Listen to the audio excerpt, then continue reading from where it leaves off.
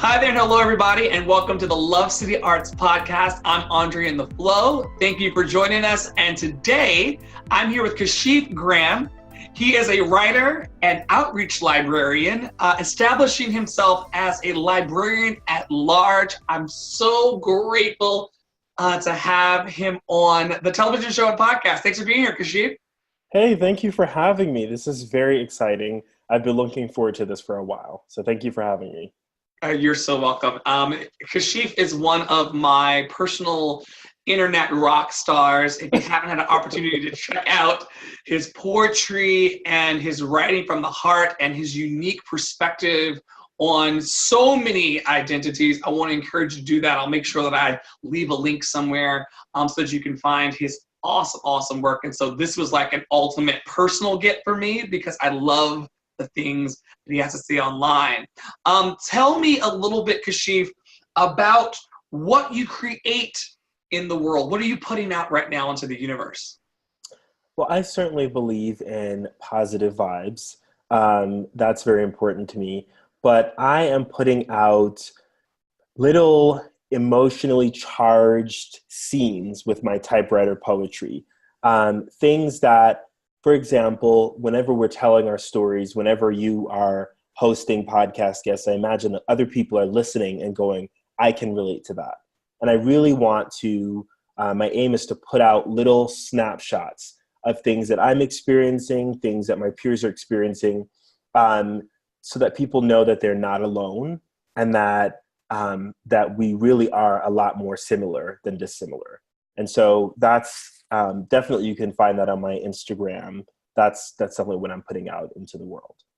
Yeah. What is moving you? Like, what's the impulse that's creating the energy that makes you want to? Are you actually typing these things? I'm actually typing, yes. I do have a small collection of typewriters. So on my desk, actually, in my office, is a 1955 Smith Corona Silent Super in Robin's Egg Blue.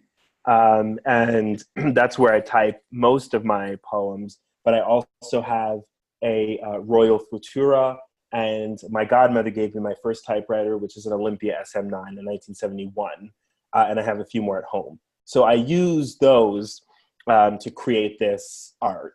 And in terms of what moves me, I'm moved by equity and fairness, especially as a queer person of color, someone who identifies as queer. These little scenes are a lot to do with not fitting in either world, sometimes not feeling like I belong in the world of people of, Christians, people of faith, and sometimes not feeling like I belong in this sort of gay world as well, this sort of LGBTQIA plus world. So I write a lot about the liminoid spaces, that sort of interstice and the challenges. It's almost like being. Okay, so you just used the $5 million word, librarian at large. Liminoid. So the liminoid. Some people will say liminal, but I prefer liminoid. The liminoid spaces are they're the. You can look at them as the both and, or they're neither. They're gray areas, so to speak. Okay.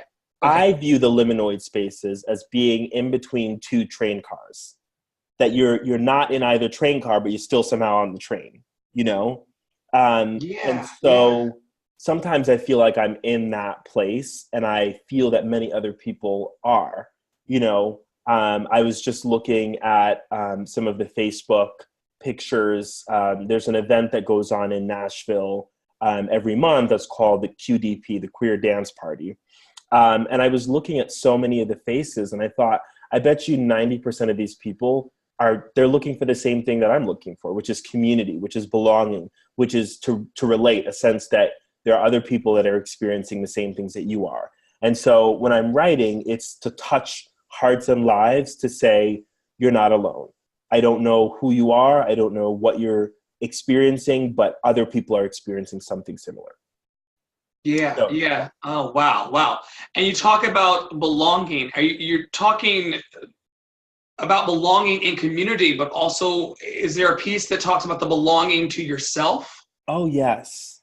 there is a certain sense I write about settling with yourself, learning to love, yes, but settling in your own body, and realizing that if you, this is where the house where you live. And I think that was a journey for me to get to that place to say, wait a minute, I live here. And if you don't think this is worthy to be in a space, that's on you. But I live here, and I'm going to look after and tend to this body, this garden, the best that I can. And so, yes, I'm definitely writing about a sense of centering yourself and settling into this house, belonging to yourself. This house. Yeah.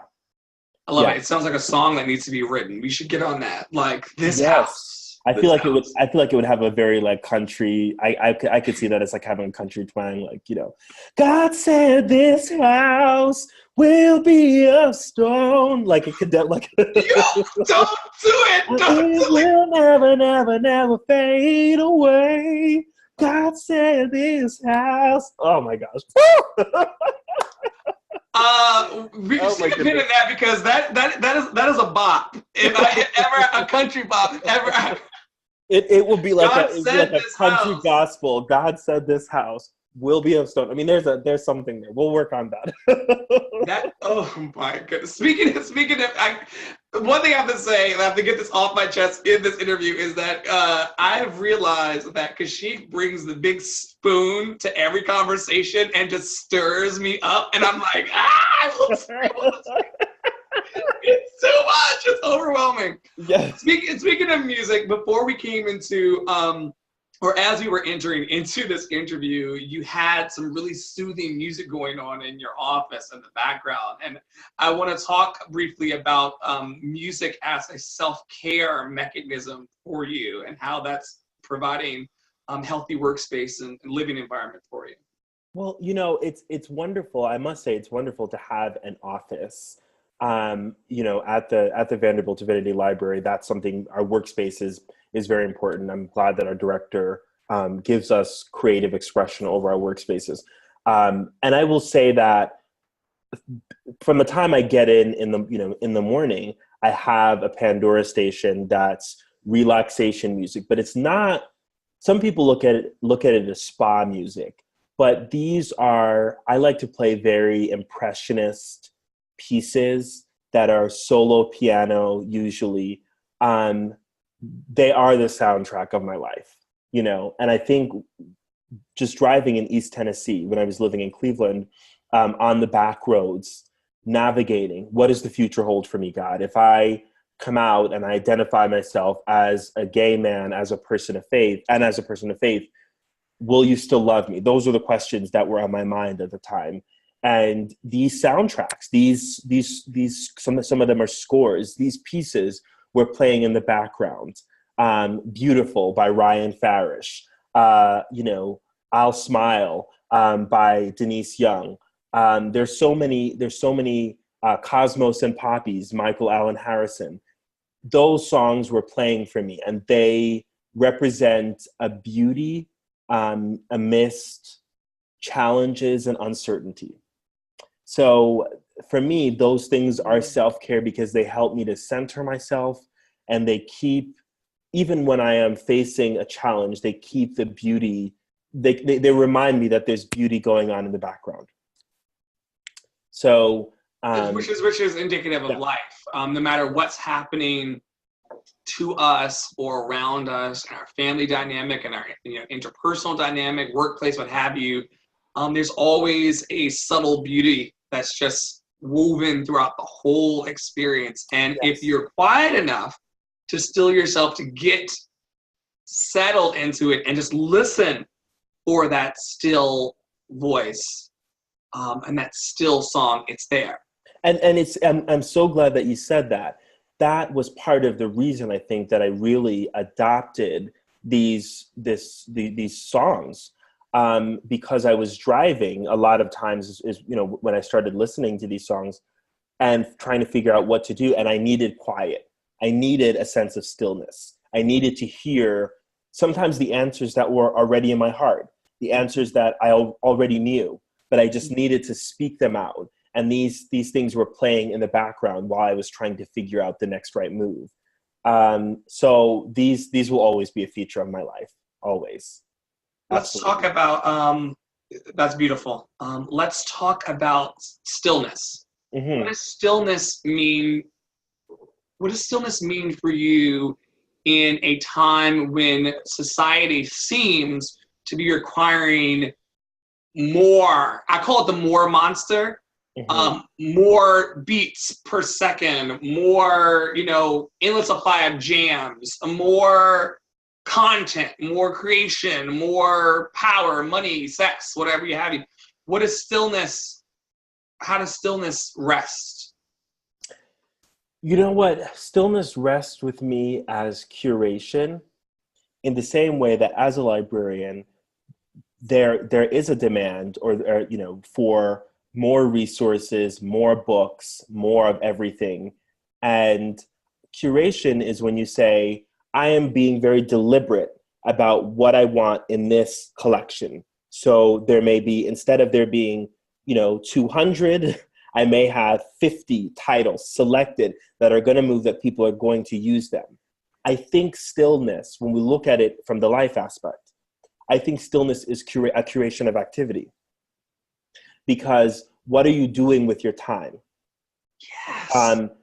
There's some days, and I'm learning this. I'm again so new at this. I'm learning this, but there's some days when I found I've scheduled things endlessly, and I will come to the end of the day and go, what did I really get done?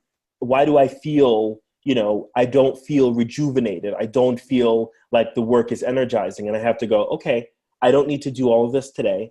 I need to do 3 things that I know are going to be meaningful, and that as I do them, they're also going to be giving energy back to me. It's the same thing like exercise. You're working your body, you're working your muscles, you're working your lungs, but that in turn, your body somehow, the dopamine is released, the serotonin, and all of a sudden you have more energy at the end of it. That's kind of the idea, that you're more energized. So when I think of stillness, I think of it as being very careful about what you say yes to. I think about stillness as taking walks. When I was an undergrad, I learned how to, I would say, take a Sabbath, because I had so much going on. And when I was back at Lehman in the Bronx, I would go into an empty classroom, turn the lights off, play some quiet music, and put my head down. And I might do that for 30 minutes. And that was me taking a Sabbath. Sometimes stillness is who is in your circle, who is speaking to you. Do the people in your circle, are they aware of your goals, your dreams, your visions, what drives you? Or are they just noise? Are they just people who, they're your club crew? I mean, who's in your circle? And sometimes stillness means that you are very intentional about who you spend time with. And I'm not talking about, this like new year, new me, cutting people off. That's not what I'm talking about. But, but I am talking about being very discerning about who's in your inner circle, and whether they are adding noise or whether they help you to also listen to yourself, and you do the same for them. So for me, stillness encompasses all of those things. Yeah, you've heard the adage that we are a summation of the 5 people that we hang out with the most. Yes. And so I've been very diligent in 2019, 2018 leading to 2019. Who am I surrounding myself with? What are they talking about?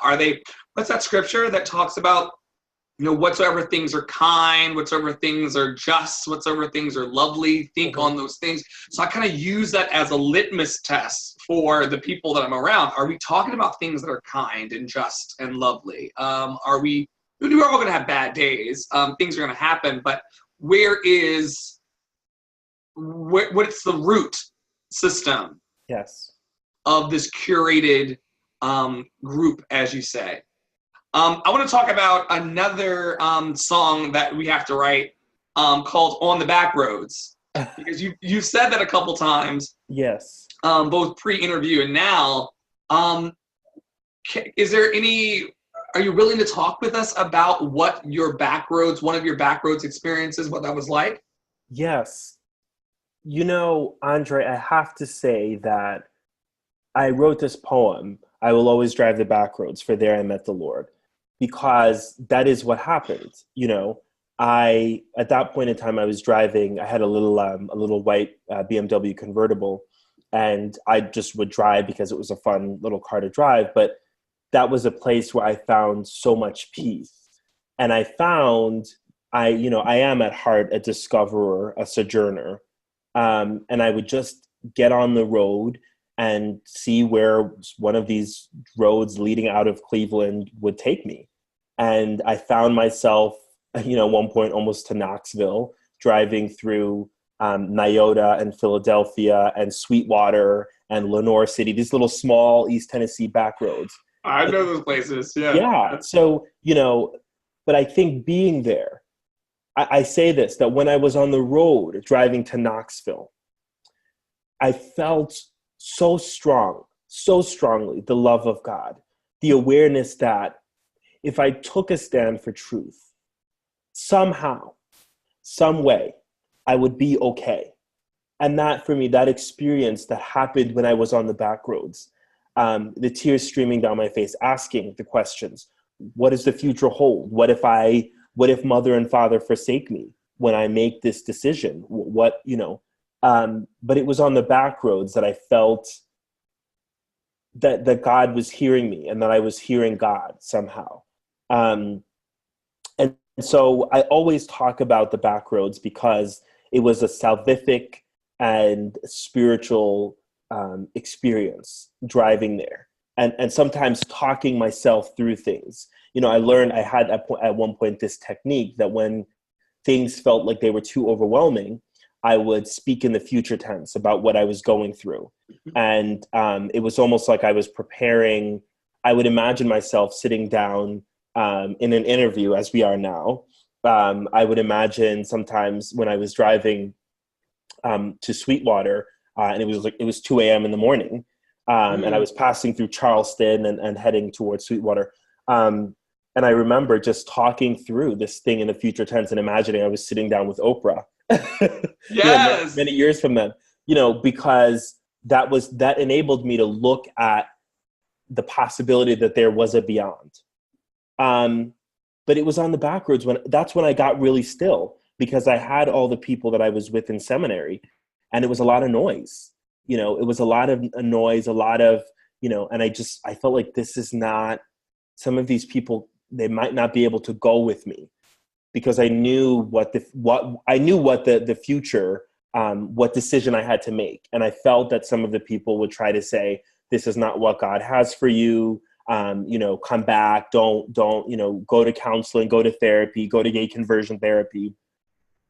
And so I got on the back roads, and I experienced the beauty of just seeing the pastoral scenes that took my breath away, driving just serendipitously by going around by Harrison and driving by Harrison Bay and looking at the sun, the afternoon sun just setting on the surface of the bay, and gasping, going, this is such beauty.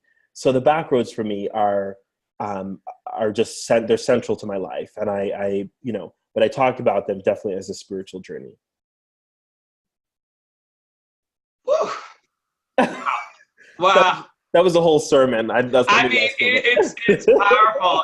It's really powerful. I'm just over here, just kind of just basking in it. It's wonderful. You talked about in your backroads experience, hearing or feeling or sensing specifically what God has for you, and I want to talk about how that aligns with your technical training and your skills and knowledge. You're clearly well-spoken and highly educated and accomplished. Where's the synergy in that? You know what? A lot of it has to do for me with advocacy. Oops, I'm sorry. That's something just dropped there. You're fine. A lot of it has to do with advocacy, because my deepest sense is when I would set to the reading at some of the cafes, when I was in Cleveland, I would find, Starbucks or wherever, to sit and read in Nashville here. I felt very much like I was preparing for something, and I didn't know what. And my deepest sense is to be an advocate, because I know that there will be some people who need to say things, and it is not for me to overtake their voice, but to be a conduit, and to be able to go up to the mount, wherever that is, and speak on their behalf. Who are you advocating for? I think that I'm advocating for queer people, for LGBTQIA plus people, but I think it's a broader advocacy. I think I'm also advocating for poor people. And, as a librarian, definitely pooling together resources. Right now, my goal for the rest of the year is to create a collection or pull together a collection of homiletics and pastoral care and practical theology resources for queer people who are preparing to go into ministry. Because a lot of what exists now are apologetics and but we need more of those resources. So I see myself as somehow coming into this role as an advocate, that's inchoate. I'm not exactly sure of the full shape that will take. Mm-hmm. I see myself advocating. Is that new? Is the advocacy piece a newer piece of the puzzle? Were you kind of heading in one direction, then all of a sudden you're like, whoa, like I really want to lead the charge of supporting people in this way?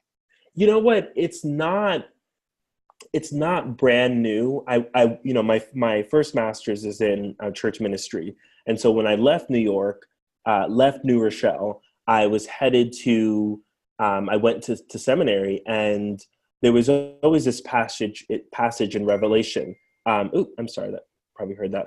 You gotta live your best. You gotta live your best life. You said Revelation, and it went. Bing! There, look at God. I heard the Lord.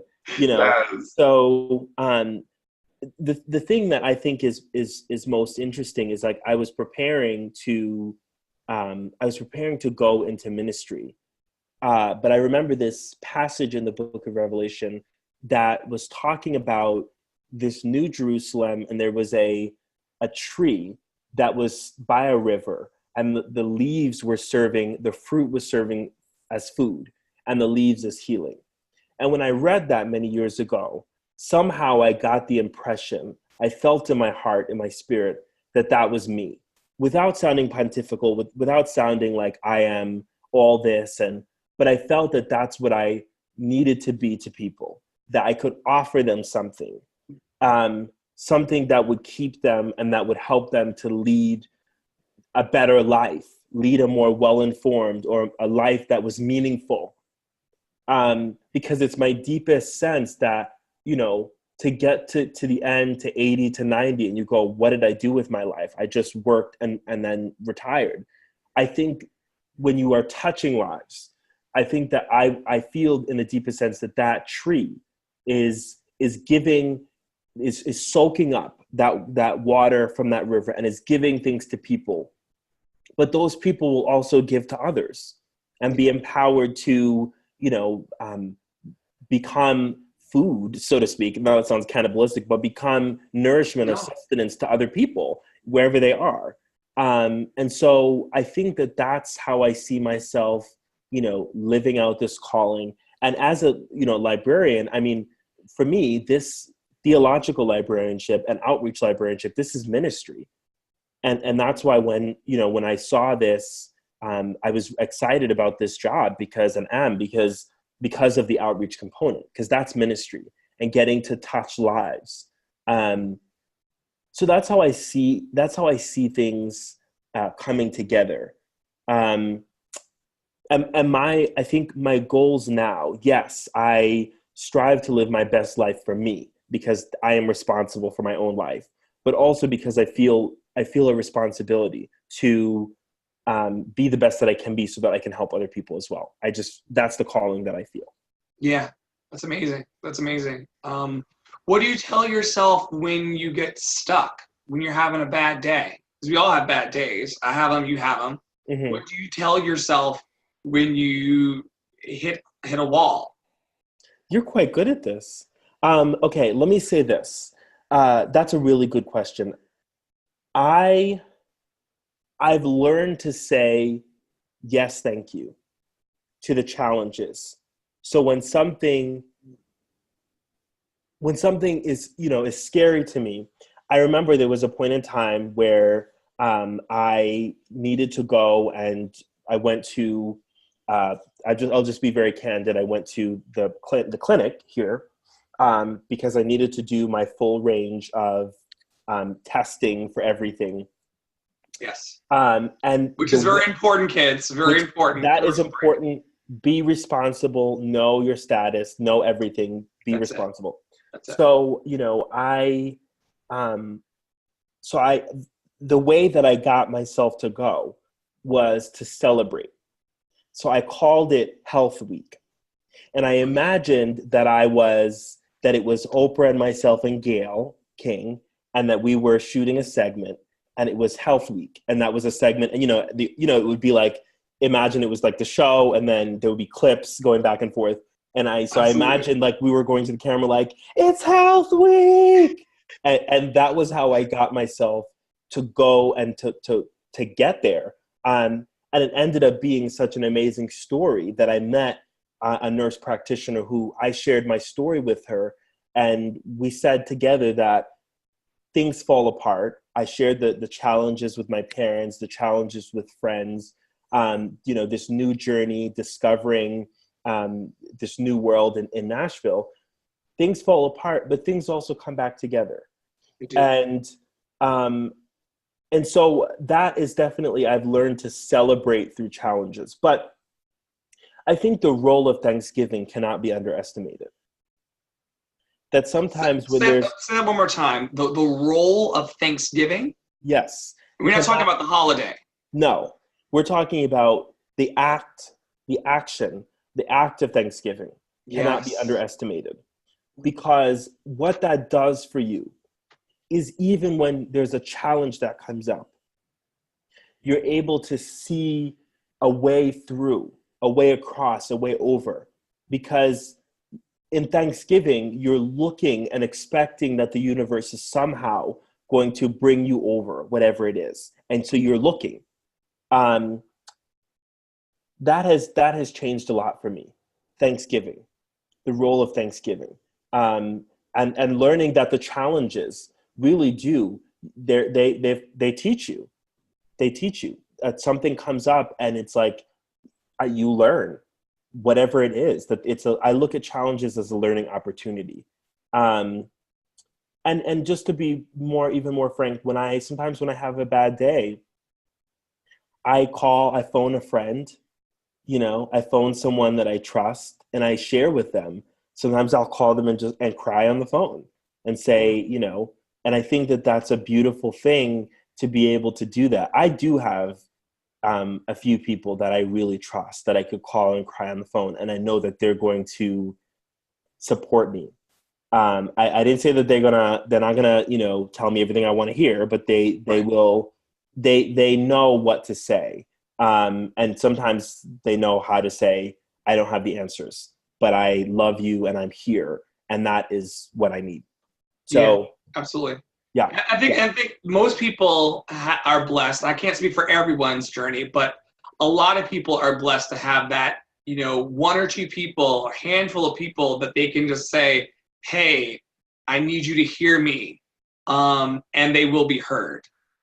Yes. And I think sometimes part of the challenge is that we're looking for, our idea is quantity, and that we want 1 million people, so many friends that, and the thing is that I really think in terms of who's in my inner circle, there are a few people. Yeah. There are a few people that I really trust that, because it takes a while. It takes a while to build that relationship. But then here's the thing too. There is one person that's in my inner circle that I trust very, very deeply. And he and I have only known each other for probably 2 years. But the thing is that the connection was there. the connection was there, that we met each other and we connected right away. And I knew that he was somebody that was going to be in my inner circle, and he was there. He was there. So, you know, I'm more about the quality of things, but not to have like 80,000 people in your inner circle. That's just not what's worked for me. So, and I'm very thankful for the people that I do have. They have made a huge difference in my life. They have. It's a blessing. It's a blessing. I want to go briefly back to the act of Thanksgiving. While we're grateful for the friends and we're grateful for all the love that the universe is giving, I'm a person, you don't know this about me because we're just now meeting each other, but for many years struggled with, was succumbed by, I don't know how you say it, suicidal ideation. Where I was constantly thinking about how to end my life and how to like not go on. And people think that I'm being very like cavalier or, you know, what's the word? Like, it's a little girl that thought everything was perfect. Why is this not coming to me right now? You mean not naive? Not naive, but Pollyanna-ish. Okay. Yeah, people think that I'm very like, you know, oh my God, like everything's sunshine and roses when I say that gratitude has saved my life. Yeah. The idea that I can find gratitude for this book and this conversation and the warmth here of my dwelling, and, you know, even like not even big things. I think I was telling you earlier, you know, the green of my kale and the little crunchy part of my pancake, I find when I'm grateful for that, it kind of snowballs into this like avalanche of gratitude. And one of my favorite prayers is, I thank you now that. And it does a bunch of things for me in that it puts me in gratitude, it anchors me in the present moment, and then it gives me that hope and a future that I was promised. And you know what? I think that is so, when you talk about anchoring, so there's a thing, Oprah will say, lean into life. My mom would say, capitalize. She'll use the language of economics and finance, that you capitalize on those moments. Because I know that there are times when you're going along and you just feel overwhelmed with the Thanksgiving. And I know that feeling. When I was driving on the back roads to Chattanooga and I pulled the car over, I got to the parking lot and parked and pulled the car over. And I just remember sitting down in that little red Mini Cooper and just being so thankful and saying, it didn't have to be this way. And I was just thankful that through all of the challenges that I had faced, through the times when I had wanted to die because I didn't know what to do. There wasn't anybody. I didn't have any examples of what it meant to be a healthy gay person leading a meaningful life. I didn't see. I didn't know. And when I just remember that, being there in the parking lot in the Bluffview district and being so thankful for all the challenges that I had overcome and everything that I felt that God had done for me. It's anchoring. You lean in. I still find myself sometimes in the car. Having to just driving and just leaning in, pressing into that moment. We used to say that in the Pentecostal church. You better press in. Just press in. And when people talk about pressing in, it's this idea of stay right there, stay in that moment, stay, press in. There's more there. Expand upon that. Lean in, capitalize. This is because you don't always feel that way. And it's not necessarily that it's about feelings, but I do believe that Thanksgiving, it comes to remind you that I just remember where I was. What a journey. The 3 years that I spent in Cleveland, that the person that I was when I left the house for the very first time leaving home, I didn't know what the future would hold for me. But it was really a growing, a coming of age experience. But the person that I was when we first pulled up, when we had driven the whole night, my parents and I, my sisters, and they dropped me off. And I had never lived by myself, and I was in a completely new city. And the day that I was leaving and then I got here to where we are today, it has been such a journey. It has been such a journey. And I have experienced so much that I cannot not say thank you. I cannot, sometimes I'll just stop and just say thank you to however we acknowledge God, whether we say the universe, whether we say life, whether we say Zoe, whether we say goodness with a capital G. I tell everybody to say God is good. And even if you don't believe in God, say goodness exists in the world. I believe that's a way of leaning in and acknowledging the wonderful things that are around us. And I think that we can miss it if we don't wake up and the first thing that we try to do is to say, thank you that I'm in a body. Yeah.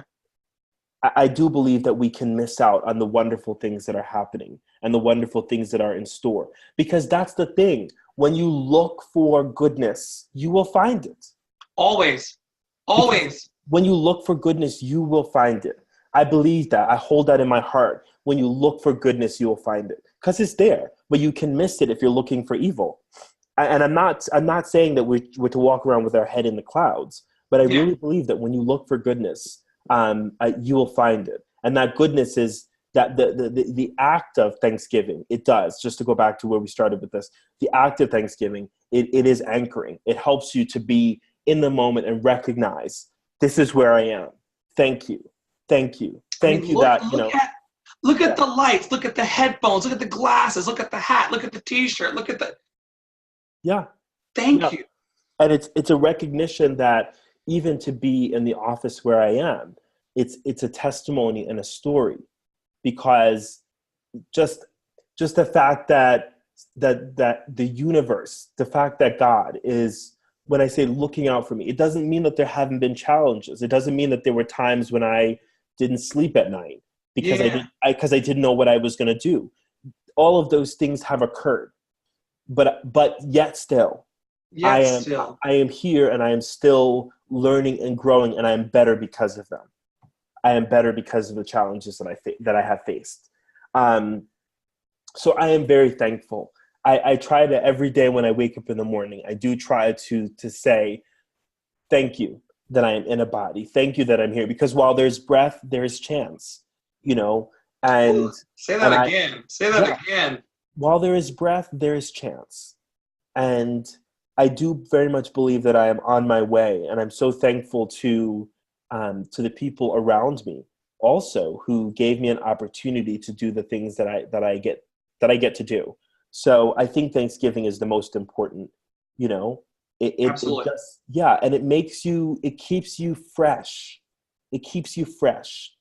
It keeps you fresh, that people want to be around you, because, you know, you're thankful, and you know, it makes you spongy. You don't become ossified, you know, and difficult to deal with, you know, and ossified. You know, when people are ossified, it's like the stuff is tough and brittle, and it'll just break and snap very easily. Yeah. But when you're just fresh and sort of spongy and malleable, you can continue with being the best you. Nobody will ever be able to say, so-and-so is the new Kashif Graham. No, Kashif Graham is the new Kashif Graham. Absolutely.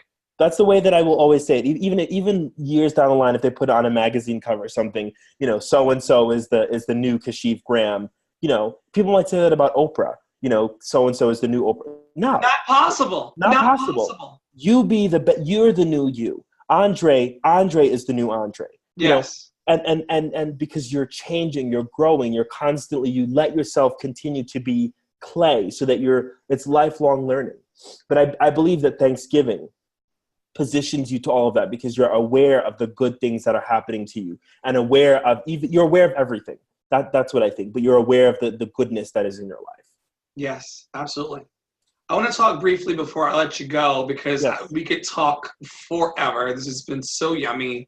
About, and this is also selfishly for me as a Black queer person of faith. Can you talk, I don't know how you self-identify, you can tell us, can you tell me about what that, beyond what we've already expanded upon, what that intersectionality means for you, to be a brown person if that's how you identify, who's same gender loving, who also has what I feel to be a deep, profound connection with source. How does that all, because I'm asking selfishly also because there are, in our tradition, there are elements of the world that we were not supposed to conform to, and that was all of the, the bars and the safes and the drugs and all the things by which, for transparency, I've partaken of, for better or for worse, living life on the crazy edge of sex, drugs, and rock and roll. But now I'm coming to this place, Kashif, where I'm not poo-pooing, I'm not yucking anybody's yum. But as the deer pants for the water, my soul longs and thirsts for the spiritual things of life. And that's not always accessible in the, like, nobody's going to say, like, the crazy question that I always ask people is, how's your heart? Tell me about how's your heart? But that's not necessarily happening in all queer spaces. So my first question is, where's that intersectionality for you? And then my second question is, where is the hope for the future of what that intersectionality, what that intersectionality could look like? I think, so I identify as a queer person of faith. It still sometimes presents challenges for me to say gay, because I'm still unlearning. I'm still learning to own that. I'm not there yet. I'm going to get there. Okay. But I say queer, yes, identify absolutely as gay. As a person of faith, I identify as African American. I will identify also as Jamaican American. But for me, this intersection is very unruly. It's unruly because it resists solid classification. In libraries, we have a classification system, Library of Congress, Dewey Decimal, and there are some others. And there are some items that are unruly because you go, I look at some things and I go, who put this there? That should not be, this should not be, this maybe I wouldn't have cataloged this way. Maybe I would have put this with the homiletics resources, or maybe I would have put this in another place. I think that the identity that I'm standing in, I think, is in many ways unruly, because even when I go into the progressive churches, the charismatic, the Pentecostal is viewed as marginalized, is viewed as like too earthy, too backwoods. But that's how I grew up. I grew up with the jumping and shouting and the celebration. And when I go into the progressive spaces that will have trans people preaching, and will have gay people, lesbian, bi, whomever preaching, asexual, gender non-conforming or non-binary, all these people are preaching. All these people are participating in the services, but there's not that charisma. It's just not there. And so it's a challenge because I really don't feel like I fit in to any of those spaces. And I'm not saying this to sound, au courant and interesting. I just don't. And when I go into the Pentecostal spaces, the spaces where I love the sense of drama and shock and awe that is that approach to ministry, that approach that, God is going to do something right now, which I call the sort of Patti LaBelle, wild, wacky hair. It's not wacky, it's wacky, but it's wackily beautiful, if I can say that. Where it's doing the most, but God does the most. That's my deepest sense, and the reason I say that is because even the things that have happened in my life in the past couple of months were beyond what I expected. The most was done. Really, the most was done. Exceedingly abundantly. Beyond what I asked for, literally, beyond the things that I asked for. And so, I give great thanks. But for me, that intersection is unruly. It's challenging. It is, but there is great beauty because I may not at times feel that I fit into either, but I can stand and reach out to different people in different places and connect with them.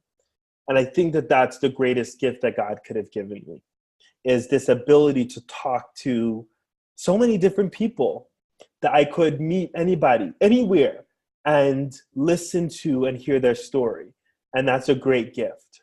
It's a great gift, because I've heard awesome stories. I've heard heartbreaking stories, and I've been able to connect with so many of those people. So standing at this intersection sometimes is lonely. Sometimes it's a lonely way. It's not every time that you find people that understand you and relate to you. But I do get to have a lot of very heartfelt moments. And so that probably leads to your next question about the hope.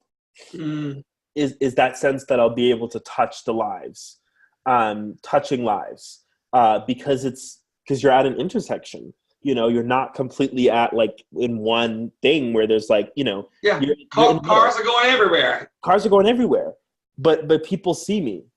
People can see me because of that.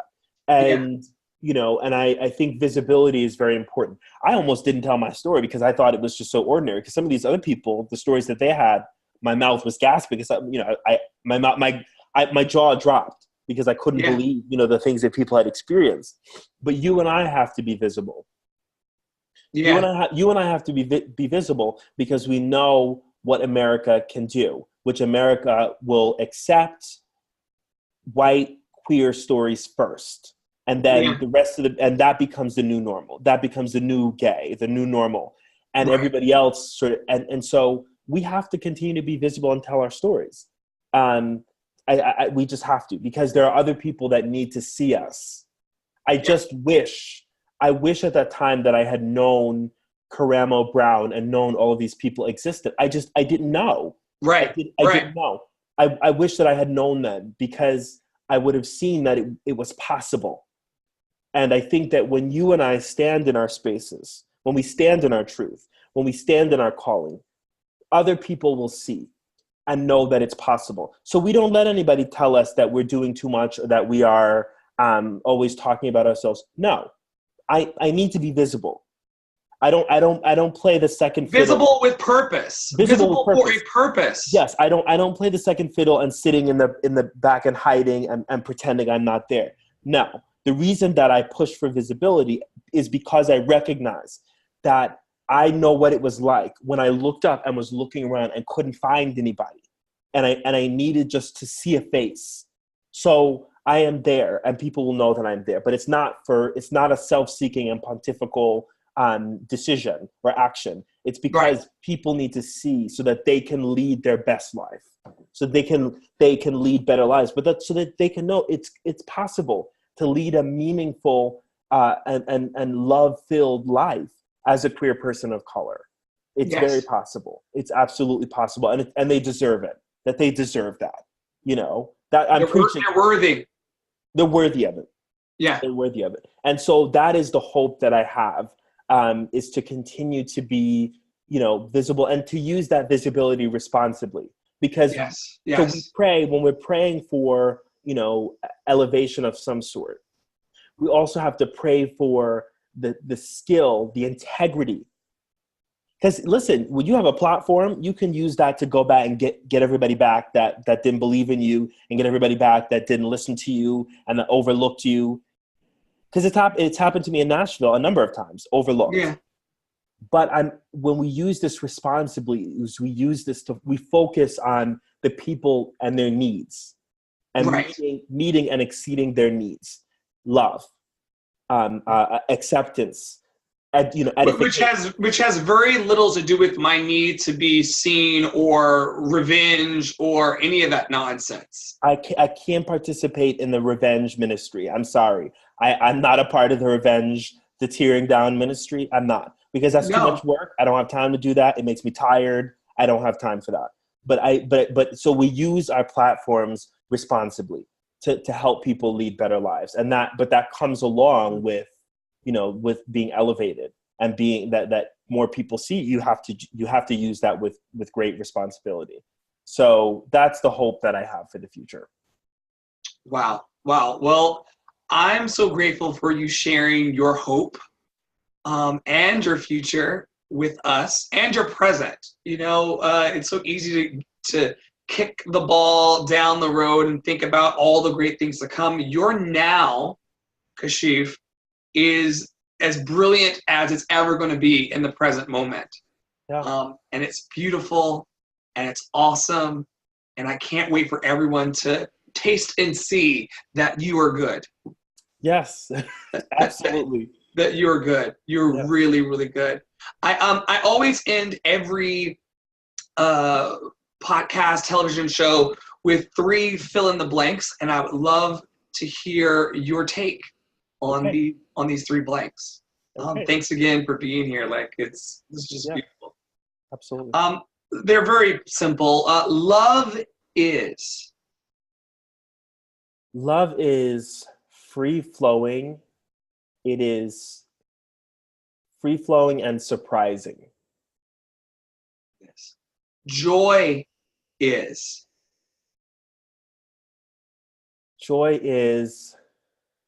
sweet. It is contagious. It wants to overtake us if we'll just let it. Whew. If we'll just let it. If we'll just let it. If we'll just let it. It wants us just as much as we want it. Oh, yes, it does. Because we deserve it. We absolutely deserve joy. We absolutely deserve it. But we have to choose it. But we deserve it.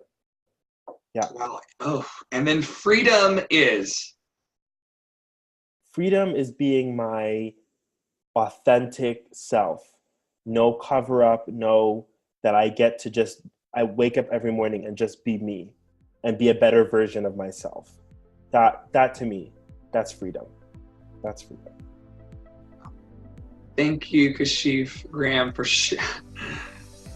sharing your freedom with us today. It's really, really, really beautiful to witness. I'm changed. Thank you for having me, and this was a transformative experience. Thank you, really, thank you. This is a wonderful work that you're doing, and I look forward to coming back next year, later on in the year, something, and sharing again and speaking with you again. This was a very wonderful experience, and thank you for having me.